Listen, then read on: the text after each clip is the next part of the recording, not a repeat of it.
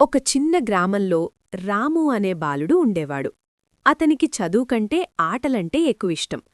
ఒకరోజు గురువు అతనికొక మొక్క ఇచ్చి రోజూ నీళ్లు పోసి చూసుకోమన్నాడు. రాము నిర్లక్ష్యం చేశాడు.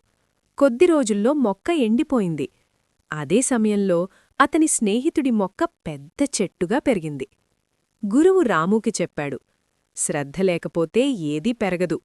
ఆ రోజునుంచి రాము చదువులో శ్రద్ధ పెట్టాడు. కష్టపడి చదివి మంచి విద్యార్థిగా మారాడు. నీతి: శ్రద్ధ, క్రమశిక్షణ ఉంటే విజయాన్ని పొందవచ్చు.